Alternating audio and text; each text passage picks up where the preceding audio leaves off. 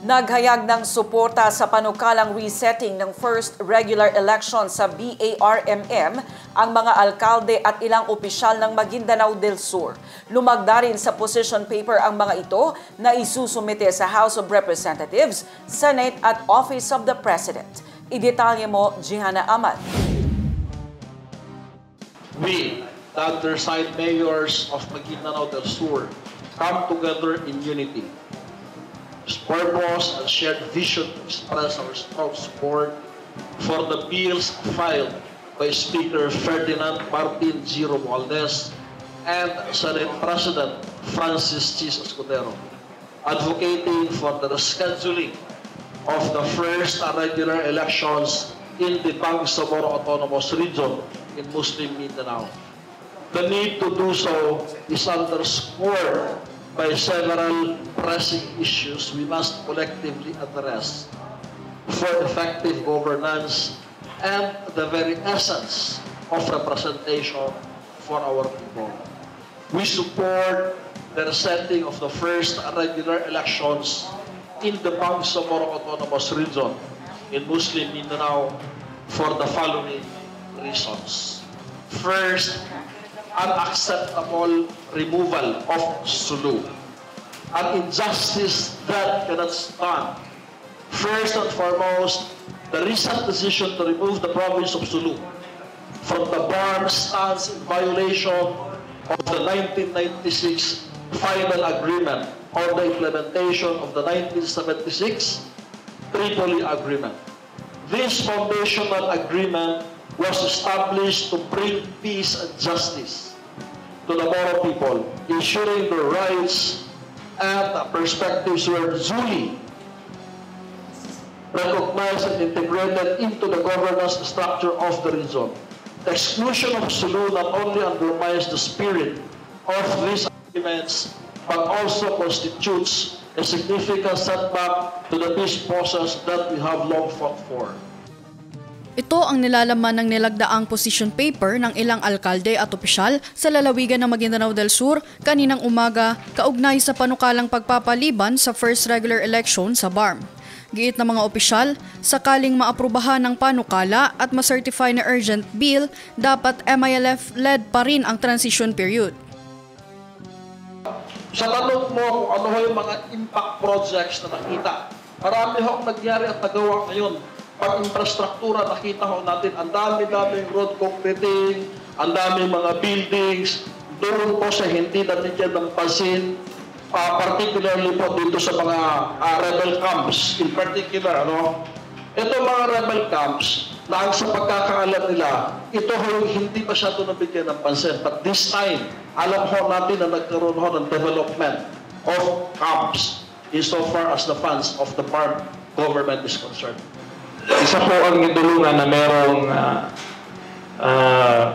recognized MILF camp, yung Camp Bader. Ngayon, kung pupunta ka ng Camp Bader, ay makikita mo may ongoing 5 kilometers na FMR. Doon pa po ay gusto na namin na magkaroon yan, pero hindi kaya ng munisipyo yung ganun kalaki at ganun kahaba. So ngayon, yung area na yun ay pwede mo nang puntahan dahil meron ng at yung area na yun ay doon din yung battle zone nung all-out war. So ngayon ay peaceful na at yung mga community doon ay nagkakapaghanap buhay na ng mabuti. So yun yung isa sa malaking impact natin, yung kapayapaan at yung development. Mas marami po yung nakikita po natin na ang mga munisipalidad within BARM region na dati-dati nakikita po natin ako bilang isang alkalde. Madalas po natin naririnig dati yung mga farm to market road, no, na hindi konkreto. Sa ngayon, marami pong munisipalidad sa BARM region na nakakabenepisyo po yung mga Bangsamoro. Municipal market building, nagkaroon din kami ng fire station, galing po yan sa bar. So, kung doon naman sa prison order, nakita naman bago sa nagkaroon tayo ng bar. Maraming nabigay ang bar sa iba't ibang munisipyo ng mga project. So, kami doon sa Tanaunan ay nagpapasalamat kami sa Councilor Government sa lahat ng mga tulong na ibigay sa amin at bilang support kami sa Councilor Government. Nasa bar na tayo, at least medyo gumaganda ang sitwasyon sa Datupian.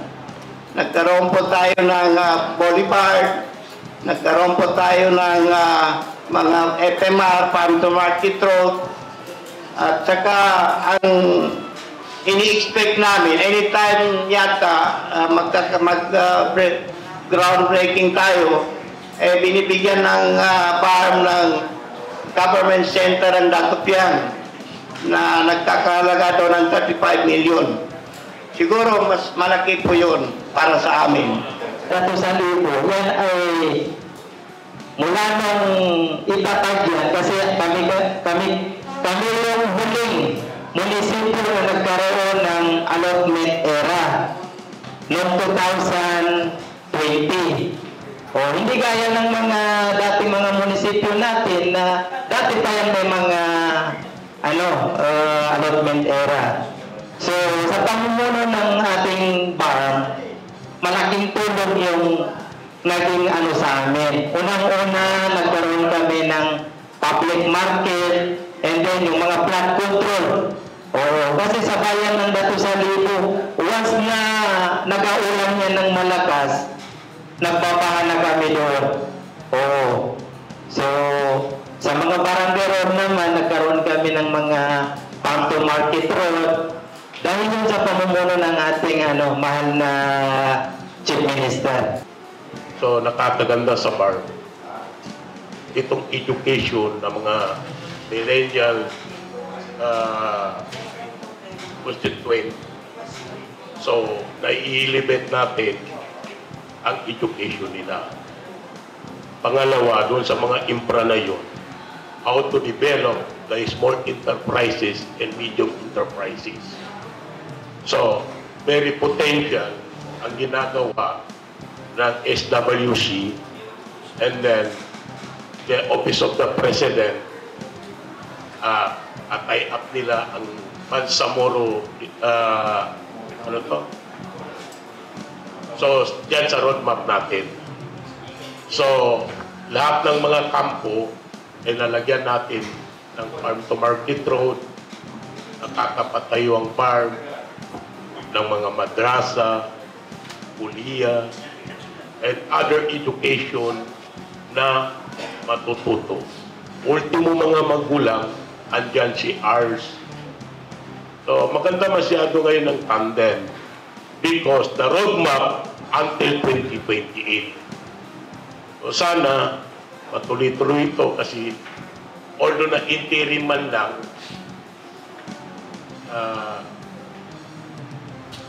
magagandang pamamalakad.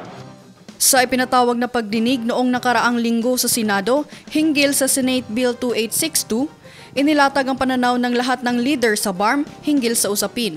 Inihayag din ni Maguindanao del Sur Governor Bay Mariam Sangki Mangudadatu at Representative Tong Paglas ang kanilang pagtutol sa hakbang.